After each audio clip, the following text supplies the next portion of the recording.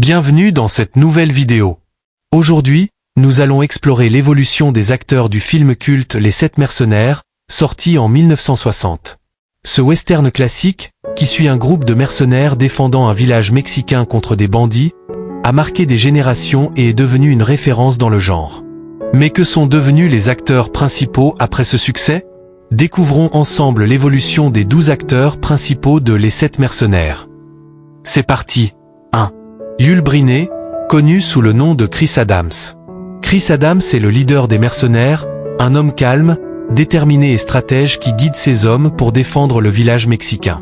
Après Les 7 mercenaires, Yul Brynner a continué à jouer dans de nombreux films à succès, dont Westworld. Il est décédé en 1985 d'un cancer du poumon. Il avait 40 ans lors du tournage du film en 1960 et est décédé en 1985 à l'âge de 65 ans. 2. Steve McQueen, connu sous le nom de 20 années. 20 années est le second de Chris, un mercenaire désinvolte et courageux, qui se bat avec une grande précision et maîtrise.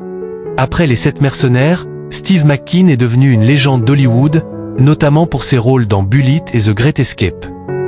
Il est décédé en 1980. Il avait 30 ans lors du tournage en 1960 et est décédé en 1980 à l'âge de 50 ans. 3. Charles Bronson, connu sous le nom de Bernardo O'Reilly. Bernardo O'Reilly est un mercenaire au grand cœur, qui se rapproche des enfants du village et se sacrifie pour les protéger. Charles Bronson a poursuivi une carrière légendaire dans le cinéma d'action, notamment avec la série de films Death Wish. Il est décédé en 2003. Il avait 39 ans lors du tournage en 1960 et est décédé en 2003 à l'âge de 81 ans. 4. James Coburn, connu sous le nom de Britt. Britt est un tireur d'élite silencieux et mortel, connu pour ses talents exceptionnels avec les armes à feu. Après Les 7 mercenaires, James Coburn a joué dans de nombreux films à succès et a remporté un Oscar pour son rôle dans Affliction. Il est décédé en 2002. Il avait 32 ans lors du tournage en 1960 et est décédé en 2002 à l'âge de 74 ans. 5. Robert Vaughn, connu sous le nom de Lee. Lee est un mercenaire tourmenté par la peur, mais qui trouve finalement le courage de se battre aux côtés de ses compagnons. Robert Vaughn a poursuivi une carrière prolifique à la télévision et au cinéma, notamment dans la série The Man from UNCLE. Il est décédé en 2016. Il avait 28 ans lors du tournage en 1960 et est décédé en 2016 à l'âge de 83 ans. 6. Horst Buchholz, connu sous le nom de Chico. Chico est le plus jeune des mercenaires, impulsif et ambitieux, qui cherche à prouver sa valeur dans le groupe. Horst Buchholz a continué sa carrière au cinéma et à la télévision, principalement en Europe. Il est décédé en 2003. Il avait 26 ans lors du tournage en 1960 et est décédé en 2003 à l'âge de 69 ans. 7. Eli Wallach, connu sous le nom de Calvra. Calvra est le chef des bandits, un homme cruel et impitoyable qui terrorise le village mexicain jusqu'à l'arrivée des mercenaires. Eli Wallach a poursuivi une longue carrière au cinéma, apparaissant dans des films comme Le Bon, La Brute et Le Truand. Il est décédé en 2014.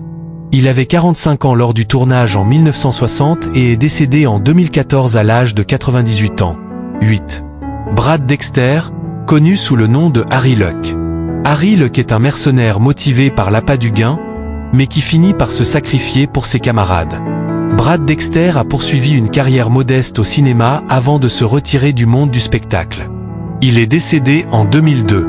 Il avait 42 ans lors du tournage en 1960 et est décédé en 2002 à l'âge de 85 ans. 9. Vladimir Sokolov, connu sous le nom de l'Ancien du village. L'Ancien du village est le sage qui convainc les villageois d'engager des mercenaires pour les protéger des bandits. Vladimir Sokolov, vétéran du cinéma, est décédé peu après la sortie du film, en 1962. Il avait 72 ans lors du tournage en 1960 et est décédé en 1962 à l'âge de 74 ans. 10. Whit Bissell, connu sous le nom de Shanley. Shanley est un entrepreneur de pompes funèbres, présent au début du film, qui offre un aperçu de la situation tragique du village. Whit Bissell a poursuivi une carrière longue et prolifique à la télévision et au cinéma, apparaissant dans des séries comme The Time Tunnel.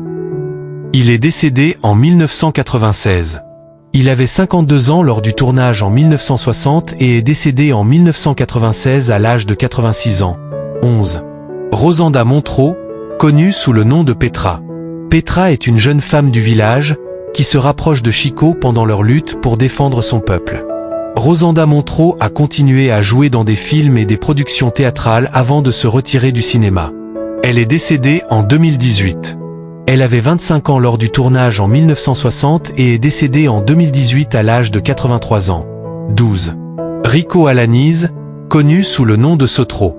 Sotro est un habitant du village qui aide à organiser la défense contre les bandits avec l'aide des mercenaires.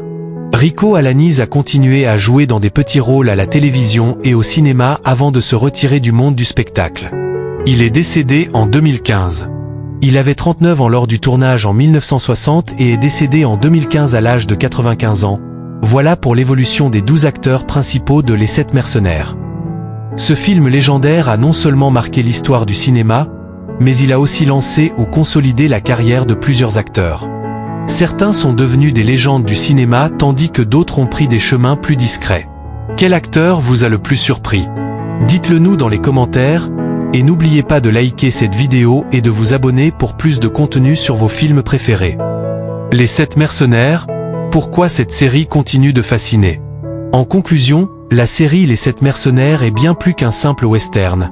C'est un véritable chef-d'œuvre du genre qui a marqué l'histoire du cinéma et de la télévision. Ce remake du classique japonais Les 7 samouraïs d'Akira Kurosawa a su capturer l'essence de l'esprit d'équipe, du sacrifice et de la justice dans un monde brutal et sans pitié. Ce qui rend Les 7 mercenaires si fascinants, c'est cette dualité constante entre des hommes endurcis par la guerre et les épreuves, mais qui trouvent encore la force de se battre pour une cause juste. Ils ne sont pas des héros traditionnels.